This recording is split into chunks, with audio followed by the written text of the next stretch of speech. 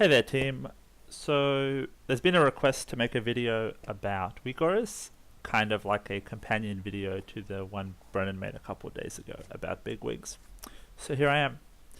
I thought we'd start by making a brand new WeakAura that someone specifically requested, but then we're going to go into some other examples for some of the raid mechanics in the new raid. So let's get straight into it. We're going to make a brand new WeakAura, and in this case the mechanic of relevance is searing embers on Jade Fire Masters. So last night we had a few issues with that on Mythic, so let's see how we could have fixed this, or maybe ahead of time or for the future, make some kind of systematic model that'll carry us forward. So let's think about it.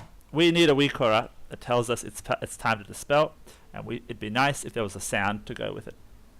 So, first things first, we can do this very quickly with BigWigs. So I'll quickly show that. You simply open up BigWigs, select our raid, go to the fight, scroll down to Searing Embers, open up its specific settings, and you tick the sound little tick. Easy.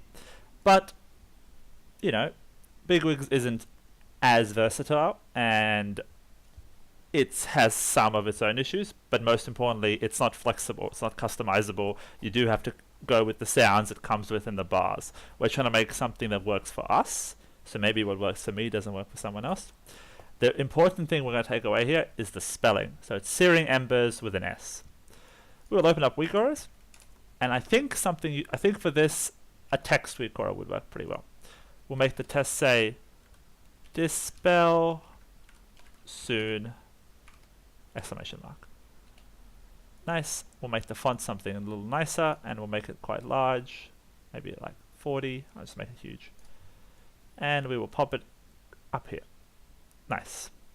Cool. Now, we need to make this WeakAura actually do something. The easiest way to do that, in this case, is you have to know something about the fight and about what you're trying to do. Searing Embers is not a cast by any of the bosses, so we can't use a WeakAura that looks for the cast. We could pass the combat log of it, but that would be a bit slow and unnecessarily wasteful. BigWigs already does that. How about we just hook into BigWigs? So what you can do is you can create a WeakAura that has a status, and that status is BigWigs timer. And the message we're looking for is one that contains the message term Searing Embers. Nice.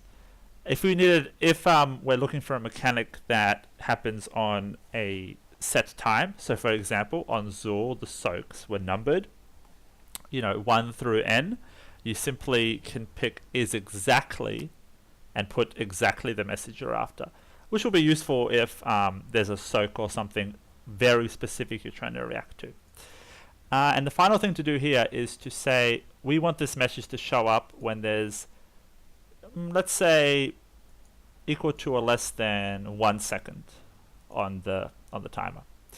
So now 1 second before the Searing Embers come out, you would get this message show up. But let's associate a sound with it. So you simply go to Actions and on Show, play sound, and you'll see that you have a wide selection of sounds, including some BigWigs comes with. These here are ones that WeakAuras comes with, and then different add-ons will add different sounds. This is my cast bar add-on. Down here is a voice pack add-on that adds sounds, and here's a bunch more. So I think the easiest sound to add is the sound dispel. Nice and easy. These red ones come with a custom sound pack you have to install. I will show people how to install that if they want. This one's quite nice because it has very useful sounds like move and immunity and interrupt. Very, very useful. Soak, spread, that kind of thing. And that's it. So now we have a WeakAura that 1 second before the dispels will come out, will show a message and play a sound saying the word dispel. Cool. Let's make another one. I think this time let's do a different type of WeakAura. I think the best one would be Sea Swell or Storm Wall Blockade, because a lot of people mess that up, and it's just an example of a different type of WeakAura. So we're going to make a progress bar, and we're going to, once again, move it up to the top, make it bigger, maybe that big, that's fine, kind of center it a little bit, and then make a few changes. First things first, I'm a sucker for aesthetics. Let's make this bar look a little nicer. I'll give it a minimalist background. I will make the left text say C swell. I will make the right text. This here is the time that can stay. Let's move the icon to the left, and we will this here will auto import the icon from the trigger, which we'll do in a sec. Let's make this bar color a nice sea breeze blue, and then let's fix our fonts, make them bigger again. Size 30 works well, I think. And nice. Now we've got a bar that shows C swell. That's looking nice. I'm going to untick this that says stacks. That just removes the number here because this mechanic doesn't have any stacks. Next up is the trigger. Once again, we go status. So for this time, our status is a cast. And rather than a cast on a player, or even your target, because you might not be targeting Laminera or whatever his name is, you might be targeting an ad when the cast goes off. You're going to go specific unit, and once again, rather than typing in his name, you can do boss1. And boss1 is a formatting tool that automatically grabs the main boss out of the frames. And the main boss on Blockade is obviously Luminera. This here is very useful in lots of fights because you don't need to get the spelling or the formatting correct. And the spell ID is what we need.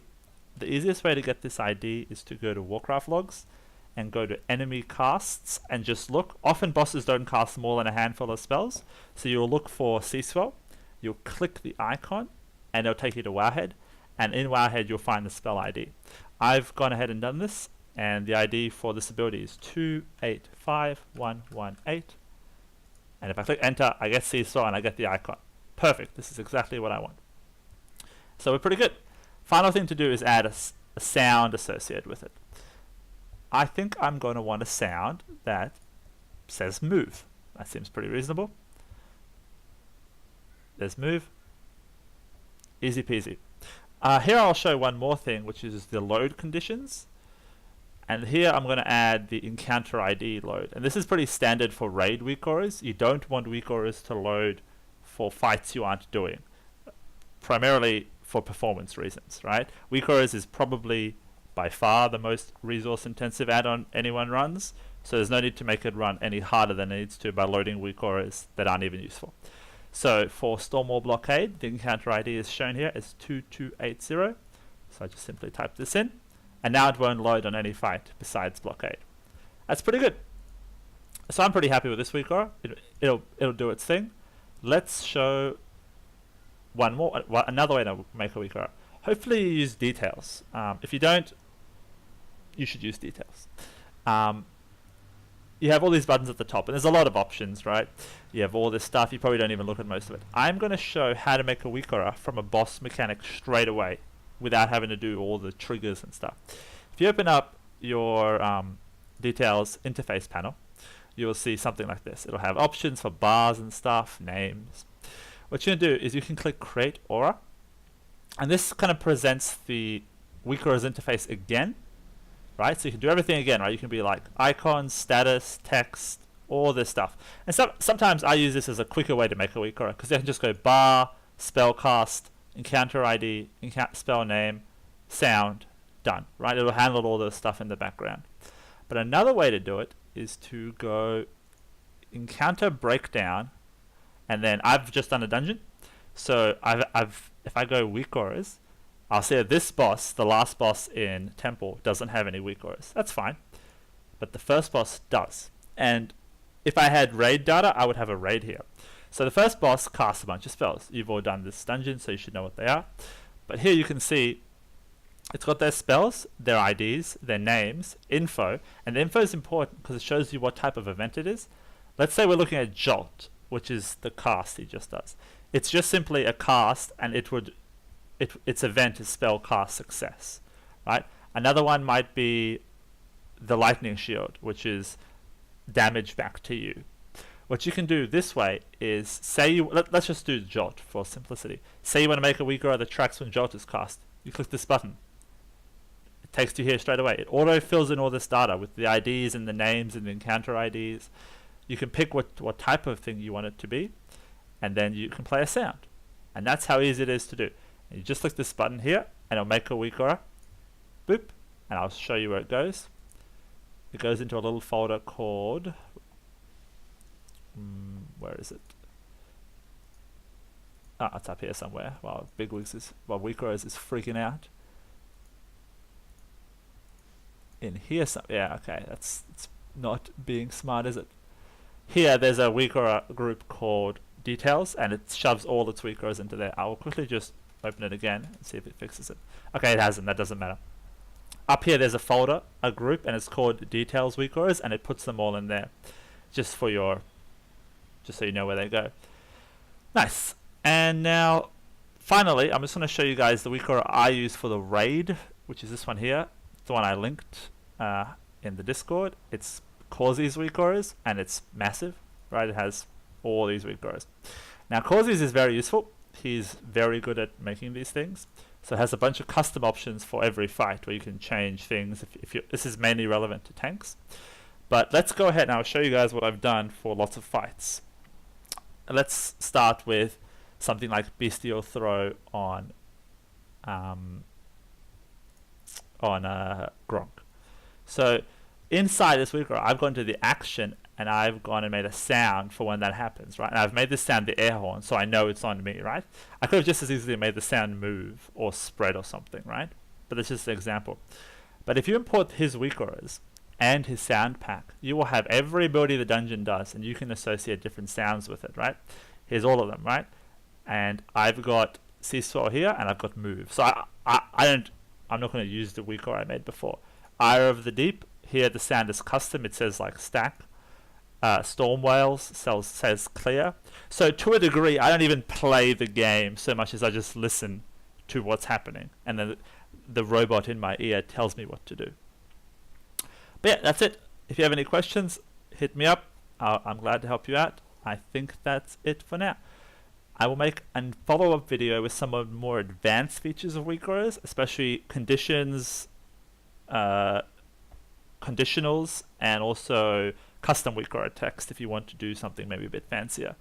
Let me know if you guys have any questions. Bye.